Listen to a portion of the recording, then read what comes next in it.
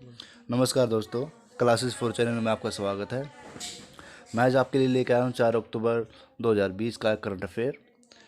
अगर आपने हमारा channel classes for you subscribe नहीं किया है तो प्लीज़ इसे सब्सक्राइब कर लीजिए, ताकि हम आपके लिए अच्छी से अच्छी जानकारी लेते आएँ। तो आज शुरू करते हैं सर दोस्तों। आज का पहला क्वेश्चन, किस राज्य में लघु एवं सीमांत किसानों के लिए जलकुल योजना शुरू की है? किस राज्य में लघु एवं सीमांत किसानों के लिए जलकुल योजना शुरू की है? Option A Andhra Pradesh, option B Gujarat, option C Madhya Pradesh और ऑप्शन डी उड़ीसा। आप भी गैस कर लीजिएगा। इसका आंसर है ए आंध्र प्रदेश।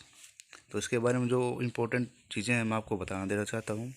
आंध्र प्रदेश राज्य के वर्तमान मुख्यमंत्री वाईएसआर जगनमोहन रेड्डी ने लघु एवं सीमांत किसानों के लिए जलकुल योजना की शुरुआत की है। इस योजना को लॉन्च करने का मुख्य उद्देश्य 2.5 से 5 एकड़ तक खेत वाले किसानों को मुफ्त में बोरवेल की सुविधा मुहैया कराना है। दूसरे क्वेश्चन पर चलते हैं दोस्तों। किस देश ने नवंबर 2020 में अंतरिक्ष में दुनिया का पहला शुद्ध ग्रह खनन रोबोट भेजने की घोषणा की है? क्वेश्चन ध्यान से सुनिए दोस्तों। किस देश ने नवंबर 2020 में अंतरिक्ष में दुनिया का पहला शुद्ध ग्रह खनन रोबोट भेजने की घोषणा की है? ऑप्शन में चलते हैं दोस्तों। ए मलेशिया, बी चीन, सी रूस और डी जापान। तो इसका बेस्ट आंसर है दोस्तों बी चीन। इसके इम्पोर्टेंट को चलते हैं दोस्तों। चीन ने नवंबर 2020 को दुनिया का पहला खनन रोबोट अंतरिक्ष में भेजने की घोषणा की है। चीन की निजी बोइंग कंपनी ओरिजिनल स्पेस में दुनिया का पहला खनन रोबोट एस्ट्रॉयड माइनिंग रोबोट के नाम से अंतरिक्ष में भेजने का निर्णय लिया गया है। इस रोबोट को नियो 1 चीनी लॉन्ग मार्च रॉकेट की मदद से भेजा गया है, जिसका वजन 30 ग्राम होगा। ये आपको याद रखना है कि उसका नियो 1 जो 500 किलोमीटर की ऊंचाई पर पृथ्वी की कक्षा में प्रवेश करेगा। क्वेश्चन नंबर 3 दोस्तों, किस भारतीय को पहला कोविड कुष्ठ अवार्ड 2020 दिया गया है? इसके ऑप्शन है A Suresh Dattacharya, B Deepak Chaurasia, C Gaganman Narola and D Inquilab Singh Chahal. आप कैसे कीजिए दोस्तों इसके लिए। इसका आंसर डी है इकबाल सिंह चहल। इकबाल सिंह चहल देश का पहला कोविड कुष्ठ अवार्ड 2020 है। इसे हासिल करने वाले पहले भारतीय बने हैं। नगर निगम ग्रेटर मुंबई के नगर आयुक्त इकबाल सिंह को मुंबई के सनम धारावाहिक जैसे भीड़ भाड़ वाले शहर में कोरोना वायरस संक्रमण को कंट्रोल करने के लिए इस अवार्ड से सम्मानित किया गया है। ऑप्शन 4, कम्बोडिया देश में भारत का अगला राजदूत किसे नियुक्त किया गया है? कम्बोडिया देश में भारत का अगला राजदूत किसे नियुक्त किया गया है? तो दोस्तों ऑप्शन में चलते हैं। Devyani Uttam Khobragade, option B Naresh Devpalani, option C Bindu R Thapa, option D श्लेष मान सिंह। तो इसका आंसर दोस्तों देवयानी उत्तम गोफरागड़े की कम्बोडिया में देश का पहला राजदूत नियुक्त किया गया है। देवयानी उत्तम गोफरागड़े वर्तमान में भारतीय विदेश सेवा के दिल्ली मुख्यालय में संयुक्त सचिव के पद पर कार्यरत हैं। क्वेश्चन नंबर 5 दोस्तों आपके लिए आज लेके आए हैं। एक राष्ट्र के एक राशन कार्ड योजना के तहत तमिलनाडु को किस राज्य के साथ एकीकृत किया गया है? तो ऑप्शन पे चलते हैं दोस्तों।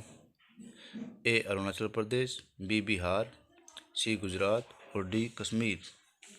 तो इसका आंसर है दोस्तों ए अरुणाचल प्रदेश।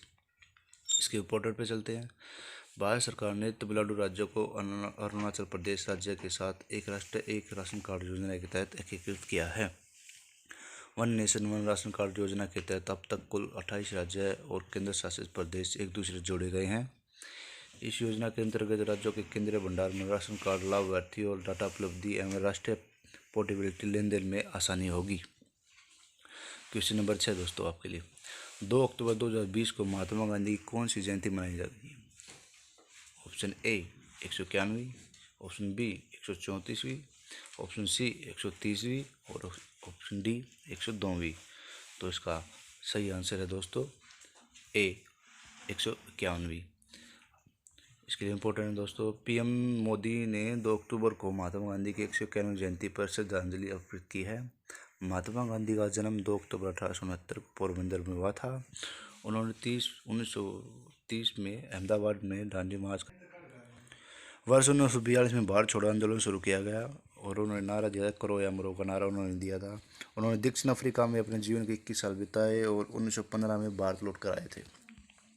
क्वेश्चन नंबर 7 दोस्तों, किस राज्य के मुख्यमंत्री ने 10वीं की परीक्षा में 75 से ऊपर अंक प्राप्त करने वाले छात्रों को अमाउंटमेंट ब्रॉड अवार्ड 2020 प्रदान किए?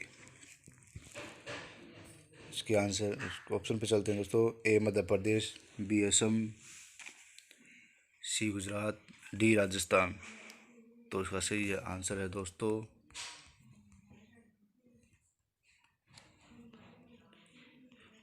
गुवाहाटी, असम। पर मुख्यमंत्री सर्बानंद सोनोवाल ने गुवाहाटी में 10वीं परीक्षा में पास करने 75 से अंक हासिल करने वाले छात्रों को अमाउंटमेंट अवार्ड प्रदान किए गए हैं। इस पुरस्कार के अंतर्गत प्रत्येक छात्र को लैपटॉप खरीदने के लिए 20,000 रुपये की राशि को 16,944 छात्रों के बैंक खाते में सीधा ट्रांसफर किया गया है। सरकार ने इसके लिए कुल 34 करोड़ रुपए की खर्च राशि की है, जिसका उद्देश्य छात्रों को शिक्षा के प्रति अग्रसर करना है।